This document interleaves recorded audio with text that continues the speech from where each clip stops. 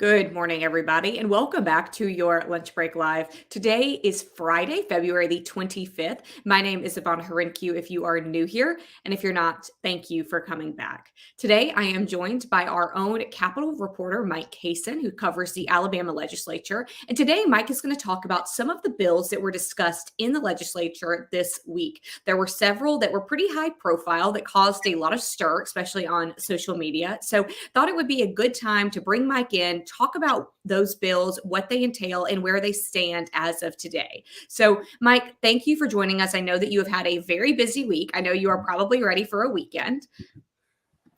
Thanks for having me, Yvonne. Yeah, it was a busy week in the legislature with some of the more controversial bills of the session, which we knew were coming, and they came this week. Well, and they all kind of seem to hit right at the same time. So I'm Right. sure that was stressful to cover. It was stressful, I think, for people who were trying to keep up with it. But let's just start talking about some of those controversial bills. So first, we have the riot bill. That was one that really kind of popped off on social media earlier this week. A lot of people were very interested in. So, Mike, tell us a little bit about what the riot bill actually is, and then we'll talk about where it stands. The Representative Alan Treadway from Birmingham, he is a retired career police officer. He was the assistant police chief in Birmingham until last year. He was working the night of the riot, protest that became a riot in Birmingham, and you were there. I know you could tell some stories about what happened that night. I think it was May 31st, 2020, and then bleeded over into the next day. That riot, protest turned violent. Representative Treadway was there as a police, supervisor, and he's described what happened. And so he brought this bill in response to that, and he had it last year. He had it last year. It passed the House, didn't pass the Senate.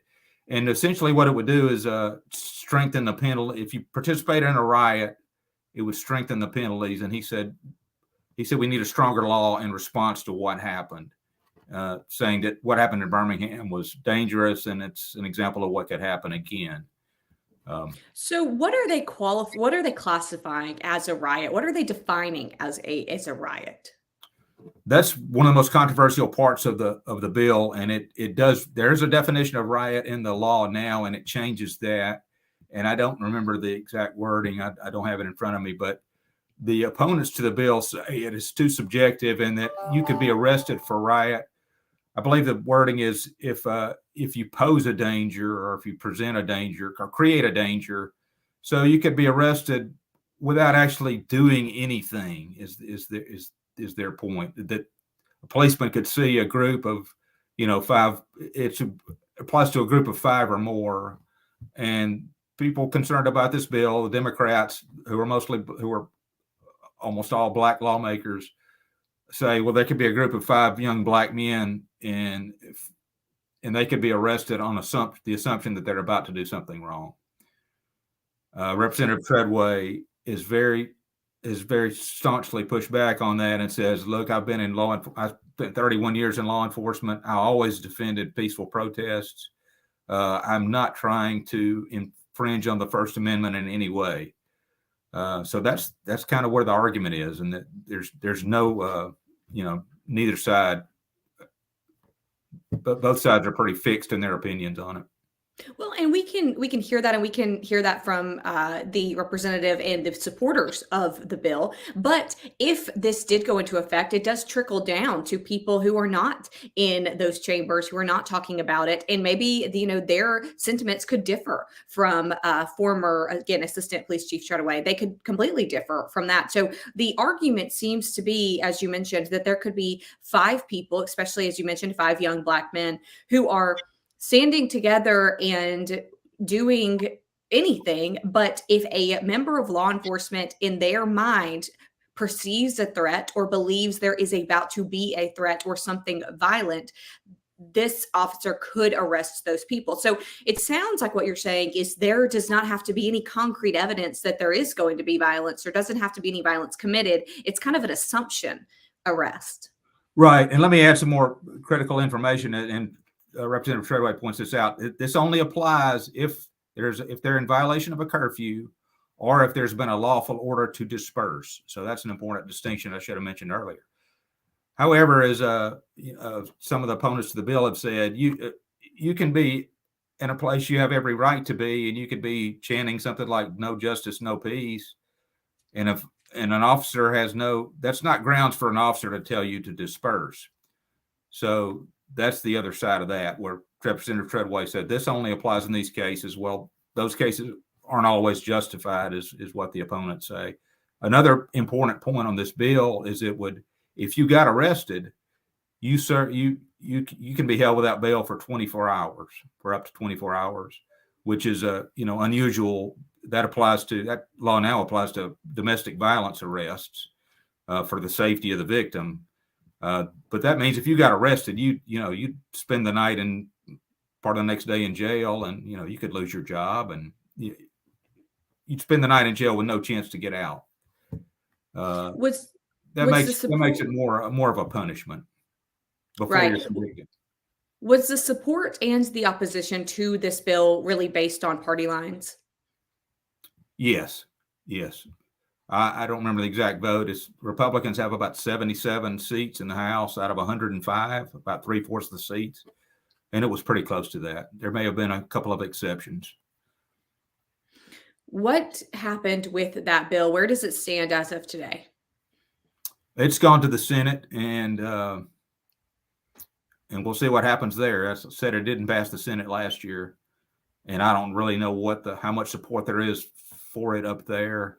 Well, I just have to watch it. Why didn't it pass the Senate last year, Mike? I don't know. I don't know if this is an issue that just the Senate where there's most issues there's similar interest in both chambers. I don't know if this is an exception to that. That's a good question. I don't know. I know Representative Treadway said he wanted when I was talking to him about his bill earlier this week, before it passed the House, he said he expected it to pass the House, and then he said, then I'm going to go find out why we didn't get a hearing in the Senate last year. So apparently he doesn't know either. Just wasn't a high priority for some reason.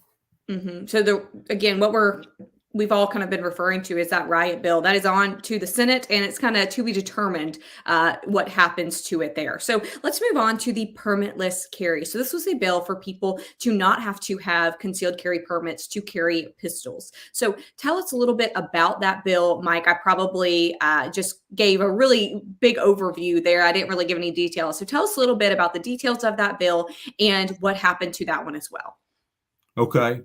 Well, in Alabama, you can openly carry a pistol, but if you put one under your coat or in your purse, you have to have a permit to carry a concealed handgun. You also have to have a permit to carry one in your car or truck unless you unload it and lock it up in the glove box or somewhere where it's out of reach. And I think that's one of the big concerns from people who don't want to buy a permit, who don't want to have to get a permit. They want to be able to carry a gun for protection in their vehicle without getting a permit. This issue has been around for close to a decade. It had passed the Senate a few times. Senator Gerald Allen from Tuscaloosa sponsors it every year. He's gotten it through the Senate. It has always hit a brick wall in the House until this year. And this year, the Republican caucus, which controls the House, they made it a priority bill. They wanted to pass it. There's some the most vocal opposition to this has been from law enforcement. Sheriff's Association has always opposed it. They still do. Other sheriffs, police chief have come down there, spoken against it, and told legislators don't take away the permit requirement because it's an important tool for us. But there's also been a bit of a shift because the sponsor of the bill, Representative Shane Stringer from Mobile, he's a career law enforcement officer, a retired career law enforcement officer, and several of the people who helped get it passed also are former law enforcement officers. And the Speaker of the House, Mac McCutcheon, is a retired police officer, and he supports it. So there's been a change. Well, obviously a change because it passed the House for the first time. What has changed about the bill, or I guess about people's sentiments about the bill for it to pass the House the first time this year when it has been up for debate for several years prior? I think one thing that's changed is 21 states have now done this, and the sponsor of the bill says, he's talked to the law enforcement in these states, and it's not caused any problems. Another thing that's changed is last year the legislature passed a bill to create a database of people who can't legally own firearms because of criminal convictions, and the people who are supporting the permitless carry bill now are saying this database is going to be an important tool that law enforcement hasn't had, and it will actually be better than the permit requirement as far as determining who can and can't have guns. What is the opposition to that? Why are some law enforcement officers and agencies opposed to that? And what does the opposition in the House and in the Senate say? Law enforcement, the sheriffs and police who are opposed to this say that there's a great value in the permits, that when they pull a person over for a traffic stop, for instance, and there's a gun in the car, they can now arrest that person if they don't have a permit. And if a person doesn't have a permit and they're carrying a gun, that, certainly not in every case, but in some cases, that's a gun that's going to be used for, that's a gun that may be stolen. It may be used in a crime down the road. They just say it's a good way to prevent crime and also solve previous crimes when they seize those guns and do investigations. Another side to it, and the sheriffs don't stress this, but it is an important point, is they get, they depend on those permit fees to help fund their operations. And that varies by county because the fees are different in every county, and some of them depend more on it than others, but that's part of the argument too. Then the people who support this bill and say, yes, we support permitless carry. I know you mentioned that database as well, which is a change this year from years prior. But what else do they say in support of this bill other than saying that we don't think that people should have to pay money to have this permit? Let's take the money out of it. If it's just the permit, what exactly is the support there to take away the permit and just let people conceal carry? I think it's an argument that this is a violation of our constitutional rights, that the right to keep and bear arms in the Second Amendment, that right applies to you wanting to carry a concealed pistol, and you shouldn't have to get a permit for doing that. It's really a philosophical constitutional argument. I don't think it's, well, that's it. Now, there are some other bills that I know that we talked about a lot last year. They kind of have drifted from our mind until the session again started last month. So let's talk about some of those. One is the bill about treatment for transgender minors. Has that come back up yet this session? And if so, where does that stand? It has. That passed the Senate this week, Wednesday, I think. Yes, it's the third year for that bill. And it's gotten a lot of attention all 3 years. I think it may have passed the Senate previously. And so it's got a chance to become law this year. I covered a public hearing Wednesday, and there's been several public hearings over the last 3 years about this. And you hear people very passionate from both sides. You hear doctors who are opposed to this bill and saying this is taking away a vital treatment, and evidence-based treatment for these young people with gender dysphoria. And then you've got doctors who are against it too, and then you have parents testifying for it, and you've had some individuals who personally involved testifying. So it's an issue that's being weighed carefully, or at least appears to be. I mean, it appears the legislature's working hard to hear both sides of this. Now, whether that's changing minds or not, I don't know. But I know the House Judiciary Committee had a public hearing Wednesday. They did not vote on the bill, and they're going to come back and vote on the bill Wednesday. So that'll be a key vote. And some of the members talked about what a tough issue it is for them. And this, again, is a bill that would ban doctors from treating, again, the minors who identify as transgender with different hormone blocking therapies and things of that nature. And Right. this is something, again, that we have, as you mentioned, we've been hearing about for years and for several years, about 3 years, I think you said.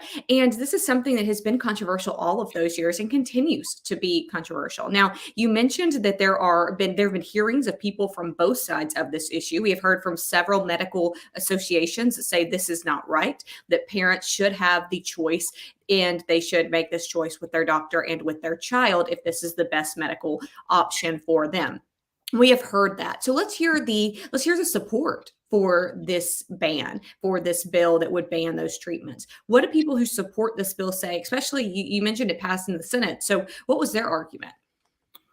Well, their argument has unchanged from when this bill was first introduced a couple of years ago, and that's that we're trying to protect these young people who are not mature enough to make these decisions that are going to be life altering. And their argument is, when these people turn 19, they can proceed with these treatments, but for those under 19, we think it's we don't think they should take puberty blockers or hormones or have surgeries to affirm the gender that they identify with. Now, the doctors in Alabama who have argued against this bill, including the doctors from UAB and Children's Hospital who provide this therapy, they've said there's no surgeries done on minors in Alabama, but there are the puberty blockers and hormone treatments done. They say after extensive counseling, and it's not ever done willy-nilly, so to speak. That it comes after a lot of steps to get to that point. Mike, I'm glad you mentioned that those experts from Children's of Alabama and from UAB say that these surgeries are not performed on minors in the first place. And I'm glad you mentioned that because it kind of follows a little bit of a pattern we've seen, especially maybe in the last 2 or 3 years from the Alabama legislature. And that is making these bills about issues that are not necessarily issues because they are not happening. We've seen that with several other issues to ban something that, again, is not happening in the state. So this is another one that they are talking about banning these surgeries, but then you have experts and medical doctors who would assumingly know more about the situation because they're the doctors who are performing those surgeries. And they say, well, it's not happening in the first place. So I just wonder what you think about that and if you've seen that being a little bit more of a trend over the past couple of years. I wish I knew. You're making a very good point. There's some pushback to the argument that there's no surgeries done. Nobody's claiming that the doctors saying they're not doing surgeries are doing them, or that those institutions are doing them, but I think they're done in other states in some cases, and there's questions about, well, are kids referred to other states, and I don't know that that's happening, and so I probably but you're right, but your larger point is correct that there's legislation aimed at a problem that's not necessarily there.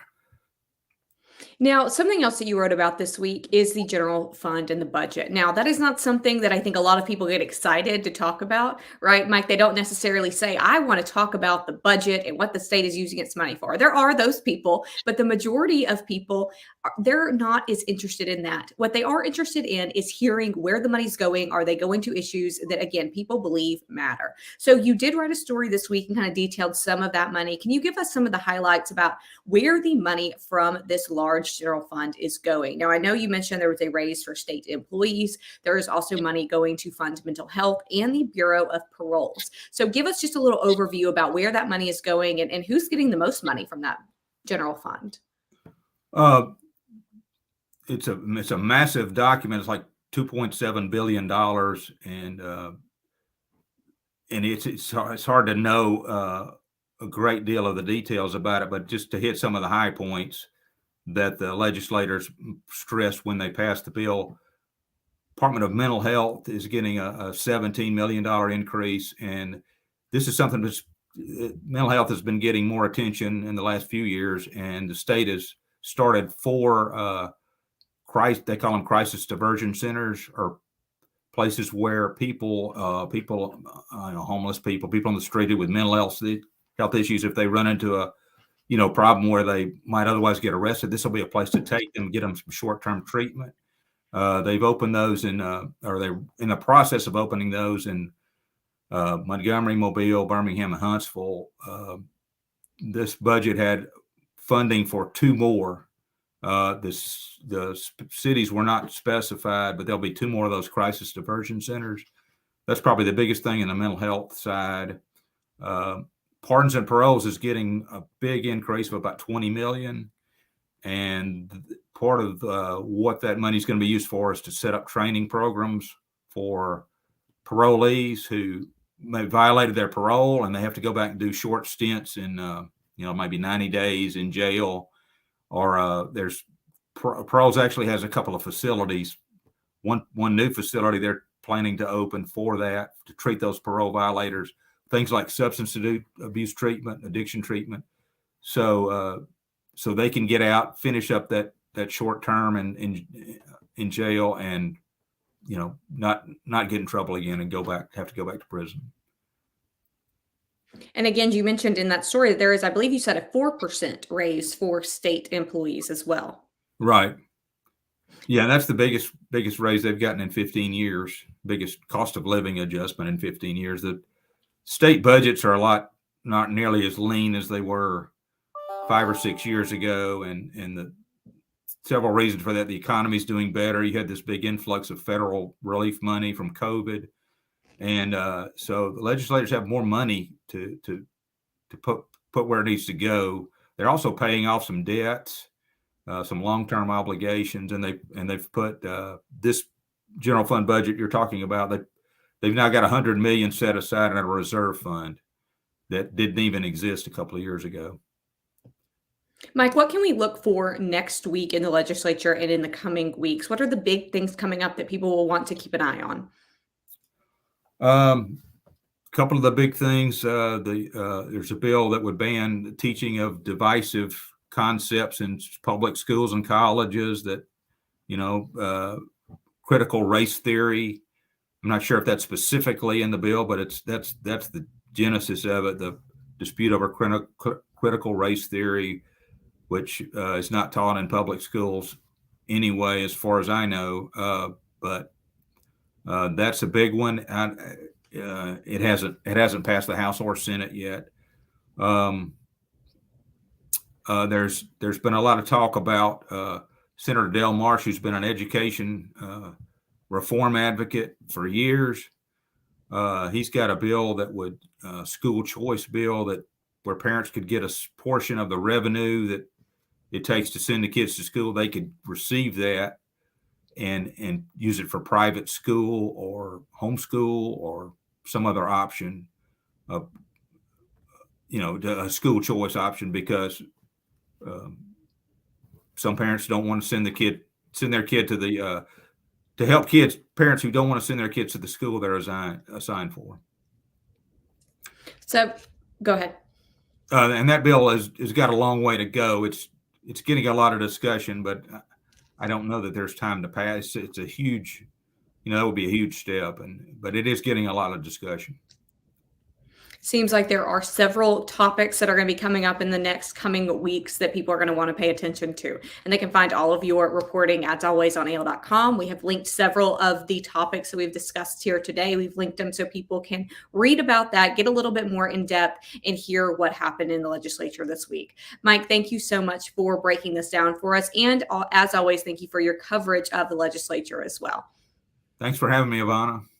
Everybody watching, thank you so much. And we will see you